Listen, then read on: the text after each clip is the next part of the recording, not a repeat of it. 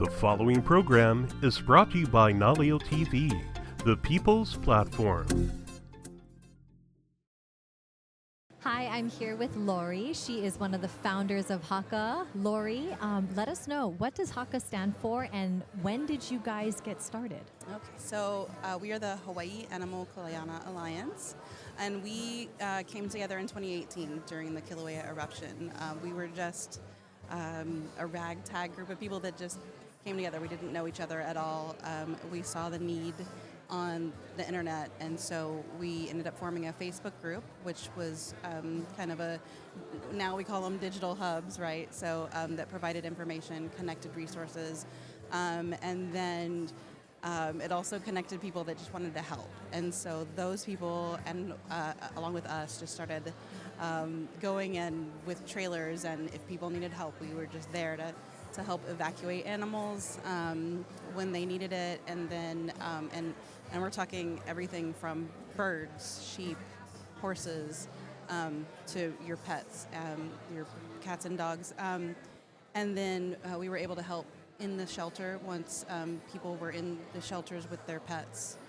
So we provided services once we got past the evacuation stage. And then we helped people find fosters for their animals, and then provided food and helped connect with services and things like that throughout the entire process. So you grew out of the eruption, you were a grassroots group, and now you're a 501c3 nonprofit because you saw a tremendous need to support pets and animals in an emergency situation. Is there more that you're doing to kind of help households, animal owners get prepared for the next disaster event? Talk to us about that. Yeah, absolutely. So we help the whole ohana. We make sure everybody remembers that your pets are a big part of the ohana, and we don't want to leave them behind, right? So all of your emergency plans should include your pets. So we provide lists of how to make your emergency buckets and be prepared that way. And things like right now we're teaching people how to make harnesses out of rope in case of emergency, and things like that. That way people are more prepared to evacuate their entire family if needed, or shelter in place, how to do those things for everyone in the family. And then we also use animals as a way to connect with the kids, especially because, the kid, a lot of times parents listen to kids when they kind of bug them about things like that. And so one of the things that we want to do is teach kids how to be the administrators and creators of their emergency plans for their families, and give them that responsibility in their family. And connecting animals is a way for us to reach people in that way. You're working on a program for teens, is that right, that you'd like to kick off later this fall? And the idea is to give kids that hands-on experience to be able to build those plans, but also get first aid CPR certified and other things. Talk to us a little bit about what you're envisioning there.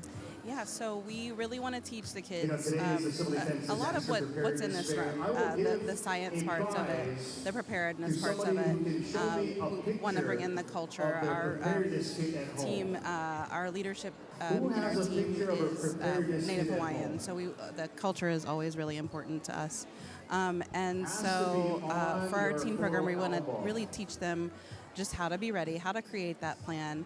We want to work with some of our partners who are able to also educate them in things like the CPR and first aid, counseling, so that we can also, not only can they help their family, but if they want to then become a volunteer with us and have a role, during a disaster, then they can help with things like that. And then also help out here, because we do a lot of kid-oriented stuff when we go tabling in the community.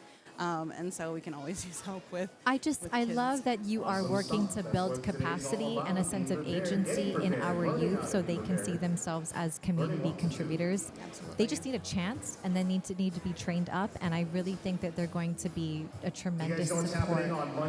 If folks want to get involved, because I imagine that your alliance is island-wide, but you're always still looking to grow in more communities. Absolutely. How can folks get more information about your group and get in touch with you? Absolutely.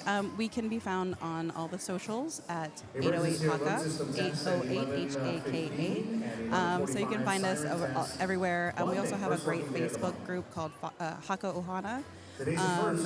And that's a place where people can communicate with one another. Sometimes they might need to rehome a chicken or, ask a question about, spay and neuter, things like that. So we also try to provide information about spay and neuter. Microchipping is really important, obviously, if an animal's lost during a disaster, and it's required by law now. It is, and I think our animal control administrator, Matt Reynolds, shared that less than 5% of our animals are actually microchipped. So I think Haka is a very important partner in getting that information out, and I believe they have money to also support folks that might need, financial assistance in getting that microchip. So thank you for everything that you are doing to provide support for our communities and for our pets and animals who definitely are members of our ohana. Mahalo. Thanks, Laurie. You're still here.